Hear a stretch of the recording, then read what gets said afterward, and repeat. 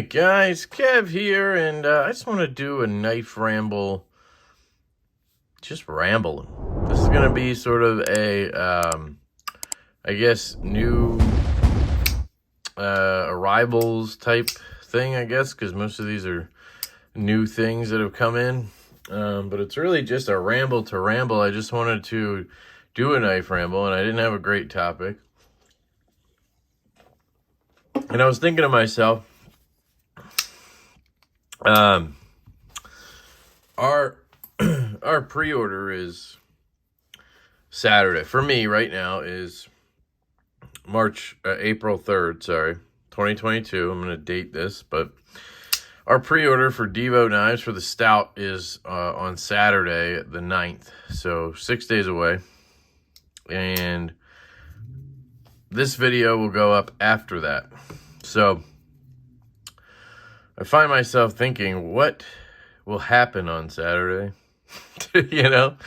I really hope it goes well, but we have no idea what will happen if, the community doesn't like the design, if the community doesn't like us, or, doesn't know about the knife, or whatever, right? It could go poorly, and then, we're in a tough spot. I think regardless, we're going to find a way to make it happen because, we're doing this on a website, taking money. We can't just refund everybody. We take so much of a hit in terms of, refund costs and credit card fees and shit. It's not a Kickstarter where if you don't make it, they don't charge you, right? So, I don't know. I just wanted to kind of document my thoughts on it. I have high hopes. I really hope the community likes it as much as we do. We love it. As much as the feedback we've gotten has been super positive. You just never know. And I'm not the type of person that's going to think, oh, we're going to sell out, or, that's just not how I am, who I am. I'm going to be so nervous until the end. So, here's to hoping it goes well. So, anyway, if you see this and it does go well, I appreciate everything you guys have done. The support, the sharing of the Stout, just everything. If it does not go well, we're going to keep on fighting. But we've literally done everything we can. We're two dudes who have zero business experience, and we've gotten prototypes. We've created a website that I think is pretty good. We have a cool promo video. We're sending out marketing emails. We've figured ways to help in terms of people ordering, getting a few different payment options, including Sezzle, pay in 4 options. So I don't know. We've advertised everywhere we can. We've ordered enough prototypes to send them around everywhere, and I hope we've done enough. But if we go down, this is what I've been saying to people who I talk to about this. I say, if we're gonna go down, we're gonna go down swinging. We've done everything we can. So anyway, that is the Devo Knives Stout. So I will remove that from the table. And I know some of you guys are annoyed and some of you guys don't want to see it or hear about it anymore. I get it. If it's not the knife for you, then hearing about it constantly probably sucks. But to those people, I say, it's my channel, it's my company, and I need to make this happen. So I'm using every avenue I have, and plugging it in all my videos has helped because people who don't watch every video are learning about it. So for those who do watch most and have gotten sick of it, I do apologize for that. I could understand it being annoying, but I hope you understand my reasoning there.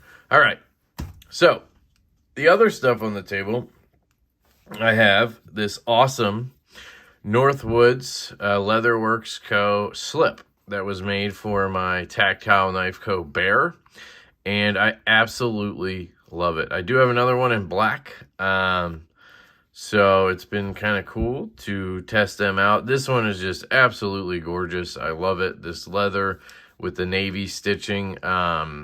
Troy is the guy who runs Northwoods Leatherworks, and he is a fantastic dude. He sent a bunch of stuff in for you guys. It was giveaway stuff, and I gave that away. I did keep one piece back to use as another giveaway. You should probably watch the video I did on this if you want to try to get in on that. But fantastic work. Highly recommend. If you reach out to Troy Jones, Northwoods Leatherworks Co. on Instagram or wherever, and you order something, if you tell them you came from LeftyEDC, you'll get 10% off.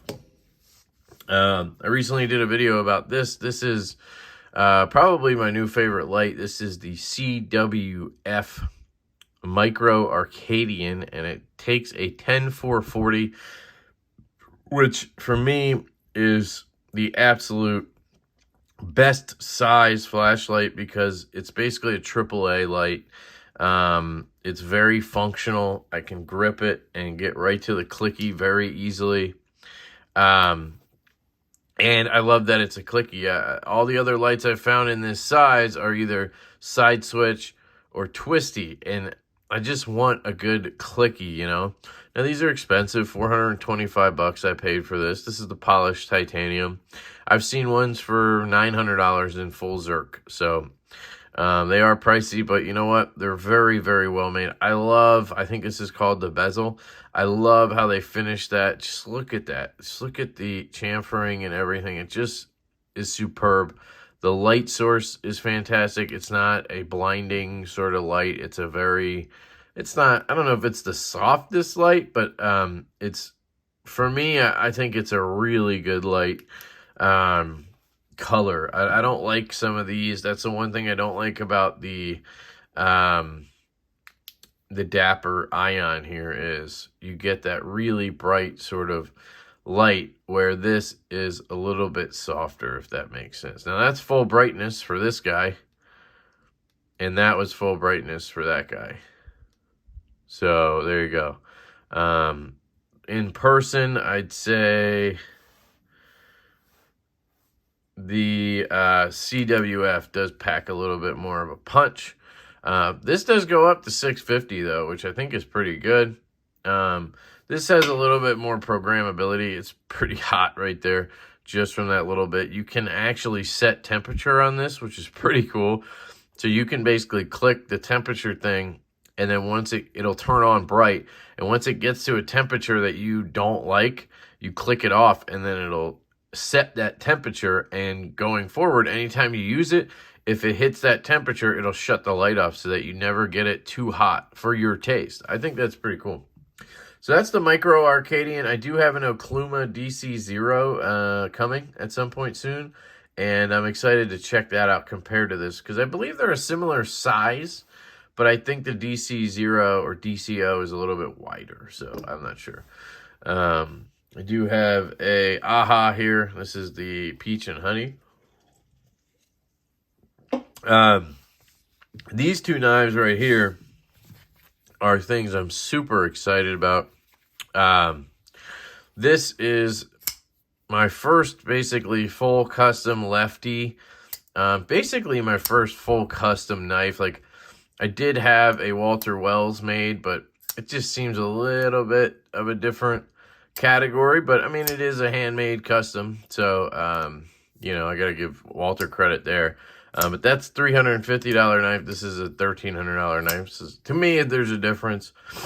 You know, this is titanium and everything, where that is, you know, G10 and micarta. But anyway, Walter Wells is a great dude, so I didn't mean it like that. But I've absolutely fallen in love with this.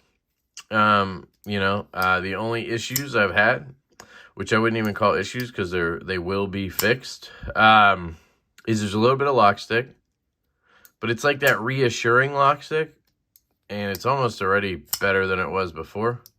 It's not tough in any way to click over or anything like that. The detent, I think, is actually perfect. It's just that you have to flick it in the right spot. If you're at the bottom here, you can fail it like that. But you'll see the detent actually is pretty good. If you're at the top of the hole, it flies out and locks up. So he does do this model with a Spidey hole. And that one probably is, it's probably dialed better for that because, you know, you're always going to be up here when you flick. Where on this guy, you're going to be down here sometimes. Like my natural position when I pick this up is kind of low.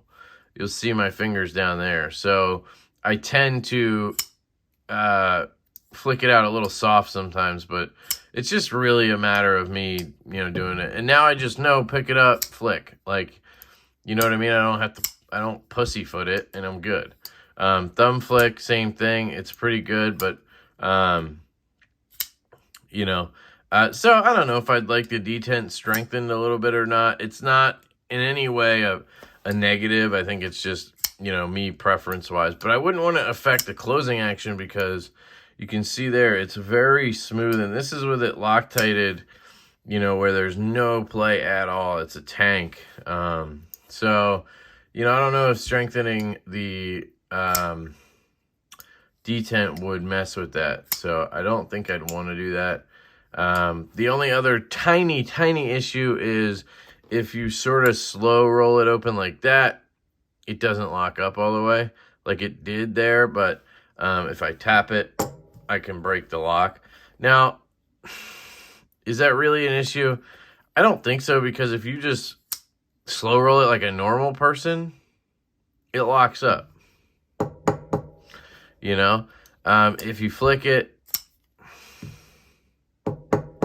it locks up. So I talked to Jeff. He's the dude who makes this, Tough Knives.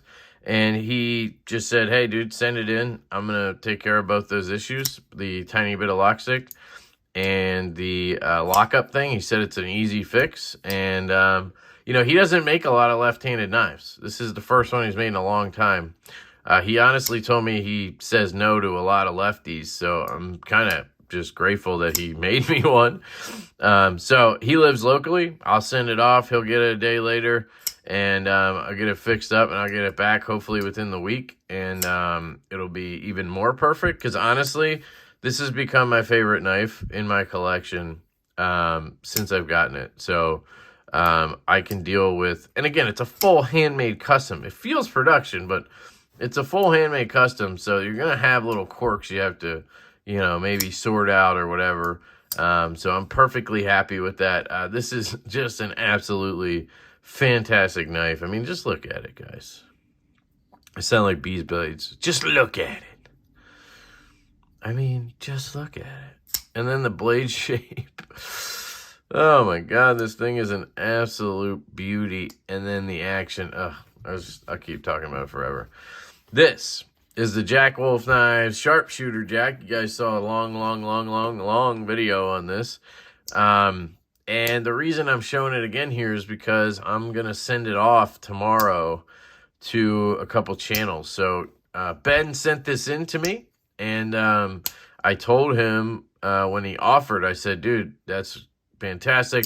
I'll make sure to send it out to whoever I can to get more eyes on it for you. Because, again, this was provided to me by Ben. I did not pay for this. So I am going to do whatever I can to help get this specific knife out there to help him get some marketing, right? That's kind of the goal when you send a knife out. That wasn't like terms or anything. I just thought, you know, I do that with most knives that companies send me. Like Axial Gear just sent me those 3 different new knives they got. I've reviewed them, and then I sent them off. I have a whole list of people they'll go to. That's the way I like to do it when I get knives in from companies. I figure they're taking the time and everything to send me a knife for free. I can return the favor a little bit and live without the knife for a little bit, send it around to some of my buddies, and get more eyes on it. So anyway, this is going to Neves Knives. I'm going to send this off to Jared tomorrow. So I wanted to spend a little more time with it tonight. I'll do a full review once I get it back. I think it's going to go to Zach's stuff after Jared. And then the launch will be live. So I might just get it back after that, or see if there's some people who want to review it that didn't get one in the drop, and they can check it out. And then when I eventually get it back, I will do a review after I spend enough time with it. If you guys saw my unboxing video, it was very long and detailed, and I just feel like hitting you with a review a week later would just be kind of nonsense. Nobody would watch it, and I already covered so much. Not that a review is not important, because carrying it and using it is super important, but I just wanted to help get it out there, and I think getting it on Jared's channel, Zach's channel, is probably going to help a little more than me doing another video a week later, you know? So that's my thinking, and that's what I'm going to do. I love this knife. I can tell you I carried it all day today. I did get it yesterday, and basically it's fantastic. It carries like a dream in this slip. Just put it in my back pocket, sat it like this horizontally in the back left pocket, boom. Disappeared when I needed it. I just took it out. I think the way I've been putting it in is like this. I keep messing that up like this. Yep, fits in there nicely like that. I want it to mold properly. So boom, take it out.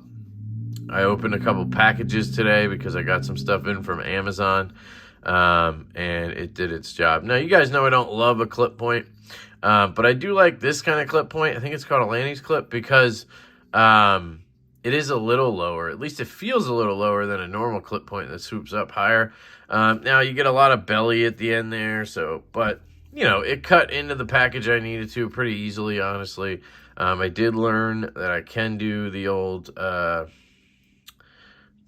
one finger close, but I just need to be careful. Close and then snap. It's walk and talk on this thing. I mean, you can hear it. You can hear it talk, right? And the walk is just fantastic. So I'll leave that out like this so you can ogle it while we're talking. So then at the knife show I was at the other day, I did pick up this fixed blade. This is from Sacred Bear Knives in Pennsylvania, Tori, and he makes some cool stuff. Look at this guy. I just think it's a very simple fixed blade, and that's what I wanted. I want something just super simple, minimal, small, lightweight, that I can carry on the belt appendix if I'm ever gonna need a fixed blade. I just think this is the right kind of fixed blade for me. It's 154 cm. It's got his awesome little logo there. I love the crest as well. Got a lanyard thingy back here. I believe this is called a 90-degree spine, so you can do whatever. He did say he took one of these out hunting all of last year, and it performed amazingly. So, yeah. My only sort of image, what did I say? Issue with it would be the tip is a little bit blunted. I feel like that's just what I see on a lot of these sort of custom fixed blades and folders. Like, tips are tough, I guess, to do. But it feels great in hand. I just realized it's actually a hand satin, which is crazy for a sort of hunting knife or whatever. Maybe, I don't know, maybe it's not. And you got a really cool sheath. I am getting a Kydex one to go on my belt, but this would be cool. So there you go. That is the Sacred Bear Knives fixed blade. I forget the model number, the Trad Hunter or something. We talked about this stuff. Let's talk about the Knoll Knives Raiden. So this is a prototype. Listen to this. This is a prototype I have in, and man, I'm pretty impressed with this guy right here. It does work pretty well left-handed, honestly. You can get pretty low and flick it, so it would work lefty. I did not pre-order one, and you know what? If I'm being 100% honest, I'm glad I didn't. Just for me personally, these thumb stud knives, they don't do it for me. But you know what? I don't know. Maybe somebody could put a hole in this and somehow get it to work. It would be tight, but it's a fantastic knife. It's built really well. It's another situation where I feel like the detent ramp was unnecessary. It does have one. At least I remember it having one. Yep. It just doesn't seem necessary. You don't have a flipper tab, so maybe I don't understand the point of a detent ramp or something. But if I go like that, it drops. It's already past that. I see no need for it. And then when you're left-handed, you get stuck like that. It wants to whip back because it gets on that ramp and it just kicks it back. Instead of, you know, just letting you open it, it kicks it back. Like a knife without a ramp. I'm guessing this does not have a ramp. Once you disengage, you disengage. It doesn't kick back, see? It's whatever. On this, it wants to kick back because of the detent ball ramp. I don't know if that makes sense, but it just naturally wants to slide backwards like that. So, anyway, see, as a lefty, it bugs me. I have to get to there. So I have to get all the way to there before I can shake down, because if I go any earlier than that, see, try here. Is it past it? There. So, I don't know. I just don't get the detemp. Because then as a righty, you don't ever need to. Like, you're already past it there. I see no reason for it, is I guess my point. I mean, I guess it's a little smoother if you disengage and then use your finger to push. That's the only thing I can think of, is there's no jump. And I think that's all people think that a detent ramp is supposed to do, is it just stops this, that break. But again, if I push, it passes it. Like, I don't know, I just don't get it. I think it causes more harm than good in most cases. So I don't know. Somebody else who has more knowledge than I do can explain to me what I'm missing here. Because to me, it just seems like designers are outsmarting themselves with the detent ball ramp. Like, it just seems like something you should do, so let's do it, right? And I'm not an expert, so I could be wrong too. And I'm sure being left-handed doesn't help, right? So then I got this. This is the Kuby KU2104D. Colin's new design, CM Knife Designs, my partner on Devo Knives. We've already discussed using this type of flipper tab on one of our designs because we both like it so much. It allows you to do both the top sort of front flipper with your thumb flip and the reach around just so effortlessly, yet it keeps the detent strength to where the reverse flick still works really well. The action on this is incredible, by the way. Now, the hole access is not great. I will say I wish he had designed it to stick out a little further. The righty thumb flick is fine, and that's basically your lefty reverse flick, but I still miss it. So there's times where I flick right past it because I'm just not getting in there enough. So that could be a me thing. It's a little bit heavy, and it has the full liners. But all things considered, I think it might be my favorite of his designs, although I do love the Royal a lot. So I'm not sure if it beats that. It might just be it's new, you know. We'll see after I review it what I think. But I love the blade shape. I'm calling it the Mason Pierre because it really doesn't have, you know, what is it, a spear point? Maybe it's like a sheep spear or something. Very, very smooth. But anyway, we were thinking about using this because what you could do, I don't know why Kuby did this, but you could have just jimped this, maybe brought this up a little bit, like this material up to here, and jimped it all the way up. So then you had a full front flipper tab, right? You would have a full front flipper tab, which you can kind of front flip this using that. But it's awkward, right? If you brought that up a little bit and jimped it all, you could easily do that. And then you could still have this tab up here for this. So you could basically have a front flipper, a top flipper, a reach around, a haul for deployment, right? For the reverse. Sorry, my phone went off because I set an alarm for the Oz Machine Company lottery.